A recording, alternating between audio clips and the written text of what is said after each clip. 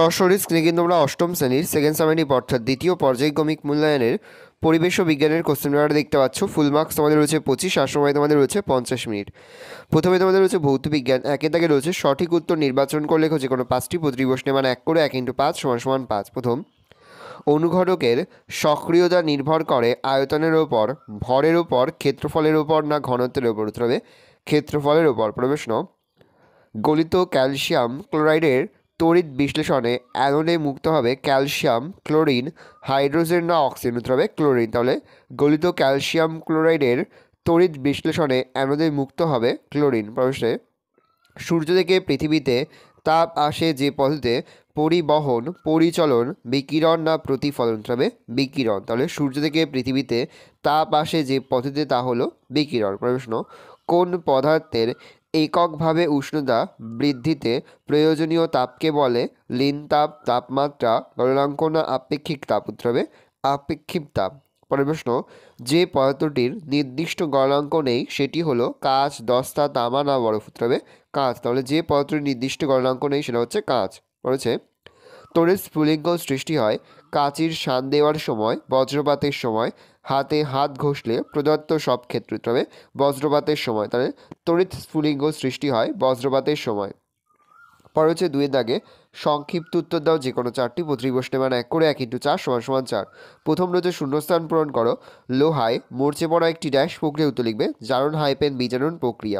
পরের প্রশ্ন, কোন বর্ণের বস্তু তাপের ভালো বিকিরক? উত্তর হবে কালো। পরের প্রশ্ন, তাপ সঞ্চালনের কোন প্রক্রিয়ায় অভিকর্ষজ ত্বরণের ভূমিকা থাকে? উত্তর লিখবে পরিচলন। প্রশ্ন, একটি তাপমোচী রাসায়নিক পরিবর্তনের উদাহরণ দেওয়া? উত্তর লিখবে চুন জল দেওয়া। পরের প্রশ্ন, কোন বর্ণের বস্তু তাপের ভালো বিকিরক? উত্তর হবে কালো। পরের প্রশ্ন, তাপ সঞ্চালনের কোন প্রক্রিয়ায় অভিকর্ষজ ত্বরণের ভূমিকা থাকে? উত্তর লিখবে পরিচলন। প্রশ্ন, একটি তাপমোচী রাসায়নিক পরিবর্তনের উদাহরণ দেওয়া? উত্তর লিখবে চুনে জল দেওয়া। প্রশ্ন, পারদ তড়িৎ বিশ্লেষ্য পদার্থ, সত্য না মিথ্যা? উত্তর হবে মিথ্যা।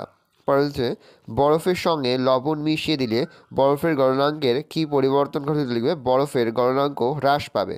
সেটা দেখা হচ্ছে একটি বা দুটি বাক্য উত্তর যে কোনো একটি প্রশ্নের মান 2। প্রথম, হাতে স্পিরিট ঢাললে ঠান্ডা লাগে কেন? তো লিখবে স্পিরিট উদ্বায়ী তরল হওয়ায় হাতে ঢালার সঙ্গে সঙ্গে দ্রুত বাষ্পীভূত হয় এবং বাষ্পীভবনের জন্য প্রয়োজনীয় লীন তাপ হাত থেকে টেনে নেয়।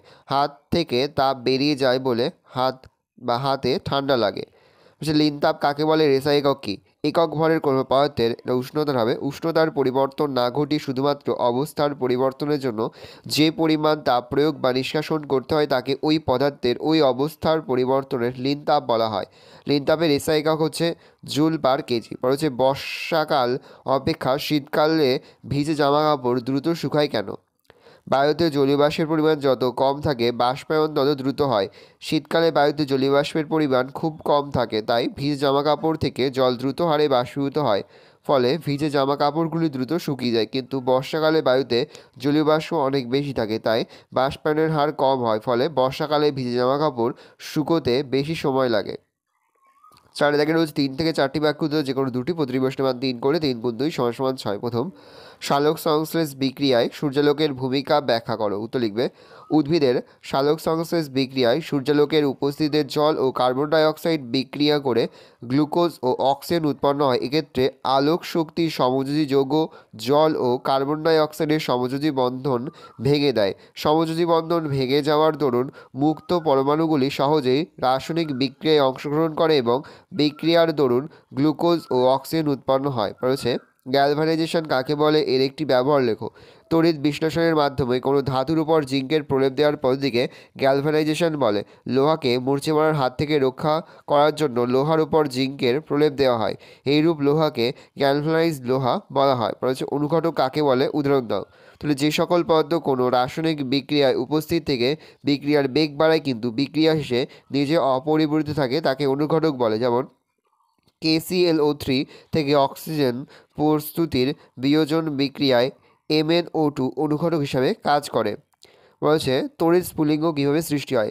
ভিন্নধর্মী আধানে আহিত দুটি বস্তুকে কাছাকাছি রাখলে এদের মধ্যে থাকা বায়ুর কণাগুলি আবেশের দরুন আয়নিত হয়। এই আয়নগুলি বিভিন্ন ধর্মী আধানযুক্ত বস্তুর দিকে, ধনাত্মক আয়নগুলি ঋণাত্মক তড়িৎগ্রস্ত বস্তু দিকে এবং ঋণাত্মক আয়নগুলি ধনাত্মক তড়িৎগ্রস্ত বস্তুর দিকে ব্র্যাকেট ক্লোজ গতিশীল হওয়ার সময় যে তড়িৎ প্রবাহ সৃষ্টি হয় তার দরুন বায়ু কণাগুলি উৎপন্ন হয়ে আলোর বিকিরণ করে এবং কণাগুলির কম্পনের ফলে শব্দ উৎপন্ন হয়। একে আমরা তড়িৎ স্ফুলিঙ্গ বলে থাকি। পরে তোমাদের রয়েছে জীবনবিজ্ঞান, অর্থাৎ বিভাগ খ বিভাগে তোমাদের রয়েছে জীবনবিজ্ঞান। একের দাগে রয়েছে সঠিক উত্তর নির্বাচন করো যে কোনো দুটি পদ্ধতি প্রশ্নে, মানে 1 করে 1 × 2 = 2। প্রথম, শস্যাগার সংরক্ষণের জন্য হাইড্রোজেন, নাইট্রোজেন, অক্সিজেন সবকটি ব্যবহৃত হয়। উত্তর হবে নাইট্রোজেন। তাহলে শস্যাগার সংরক্ষণের জন্য নাইট্রোজেন ব্যবহৃত হয়। পরের প্রশ্ন, শুধু মাংসের জন্য প্রতিপালন করা হয় লেগহর্ন, আসিল, রোড আইল্যান্ড রেড, মিনরকা। উত্তর হবে আসিল। পরের প্রশ্ন, একটি আগাছা নাশক রাসায়নিক পদার্থ হলো ফলিডল, ডালাপোন, মেটাসিড, অ্যালকালাক্স। উত্তর হবে ডালাপোন। বলেছে কৃত্রিম পদ্ধতিতে ডিম্পোনা তৈরি করতে যে গ্রন্থির নির্যাস ব্যবহৃত হয় অগ্নাশয়, পিটুইটারি, শুক্রাশয় না থাইরয়েড। উত্তর হবে পিটুইটারি। 2000 সংক্ষিপ্ত যে কোনো দুটি প্রতিটি প্রশ্নে, মানে 1 করে 1 × 2 = 2। প্রথম, দুটি রাসায়নিক সারের নাম লেখো। তো লিখবে ইউরিয়া ও অ্যামোনিয়াম সালফেট। প্রশ্ন, এখন যেসব ধানের চাষ হয় না সেগুলি। পরের প্রশ্ন, এখন যেসব ধানের চাষ হয় না সেই রকম দুটি ধানের নাম লেখো। উত্তর লিখবে ঝিঙেশাল ও ভাষা কলম। প্রশ্ন, ভিটামিন এ সমৃদ্ধ একটি ধানের নাম লেখো। উত্তর লিখবে গোল্ডেন রাইস। প্রশ্ন, এনপিকে সারের 3টি প্রধান উপাদান কী কী? উত্তর লিখবে নাইট্রোজেন, ফসফরাস, পটাশিয়াম। প্রশ্ন, শ্রমিক মৌমাছির কাজ করতে লিখবে মৌচাক তৈরি করা। 3 থেকে 4টি বাক্য উত্তর যে কোনো একটি প্রশ্নের মান 3। প্রথম প্রশ্ন, লিটার কি? উত্তর লিখবে বিচালি, কাঠের গুঁড়ো, শুকনো পাতা, ধানের তুষ, তুলোবীজ ইত্যাদি দিয়ে মুরগি পালন ঘরের মেঝেতে যে সজ্জা তৈরি করা হয় তাকে লিটার বলে। রয়েছে আধুনিক পদ্ধতিতে মৌমাছি প্রতিপালনের সংক্ষিপ্ত বর্ণনা দাও। আধুনিক পদ্ধতিতে মৌমাছি প্রতিপালনের জন্য কৃত্রিম মৌচাক তৈরি করা হয় যার গঠন প্রাকৃতিক মৌচাকের অনুরূপ হয়, অর্থাৎ ওই মৌচাকেও নিচের দিকে সন্তান পালন প্রকোষ্ঠ এবং ওপরের দিকে মধু প্রকোষ্ঠ রাখা হয়।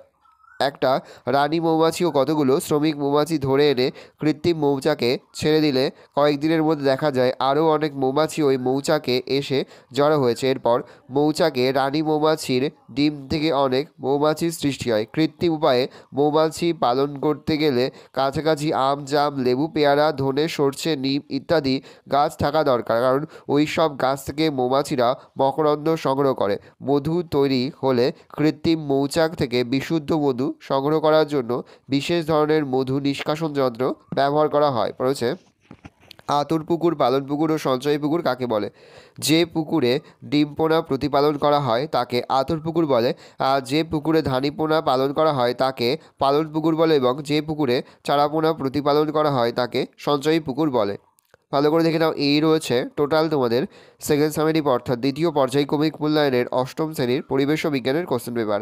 ভালো তোমরা কোশ্চেনটা দেখে নাও, এই ধরনের কোশ্চেন প্যাটার্নেই কিন্তু প্রতিটি স্কুলে তোমাদের কিন্তু সেকেন্ড সামেটিভ অর্থাৎ দ্বিতীয় পর্যায়ক্রমিক মূল্যায়নের প্রশ্নপত্র হবে। সেহেতু ভালো করে তোমরা কোশ্চেনটা দেখে নাও। আশা করি ভিডিওটা ভালো লেগেছে। ভিডিওটা ভালো লাগলে ভিডিওকে লাইক করতে একদমই ভুলবে না। আর আমার চ্যানেল নতুন হওয়া লাল কালার যে সাবস্ক্রাইব প্রেস করে পাশে বেল আইকন প্রেস করে যখন নতুন কোনো ভিডিও আপলোড করি সবার ফার্স্ট নোটিফিকেশন তোমরা পেয়ে যাও। আর এই ভিডিওটি তোমার বন্ধু বান্ধবী আত্মীয় স্বজন সবার মধ্যে কিন্তু অনেক শেয়ার করে দাও যারা এবছর 8ম শ্রেণীতে পড়ছে। আমরা কিন্তু ইতিমধ্যে 8ম শ্রেণীর প্রতি বিষয়ের সিলেবাস, প্রশ্ন কাঠামো এবং নমুনা প্রশ্নপত্র কিন্তু আপলোড করে দিয়েছি। তোমরা যদি এখনও পর্যন্ত সেই ভিডিওগুলো না দেখে থাকো ভিডিওগুলো কিন্তু তাড়াতাড়ি দেখে নাও। তোমাদের সকলকে জানাই আগাম পরীক্ষার অনেক শুভেচ্ছা এবং অভিনন্দন। একেবারে ভিডিও শেষে স্ক্রিনে তোমরা একটা প্লেলিস্ট দেখতে পারবে, তার উপরে ক্লিক করলে সমস্ত ভিডিওগুলো কিন্তু তোমরা পর দেখে নিতে পারবে।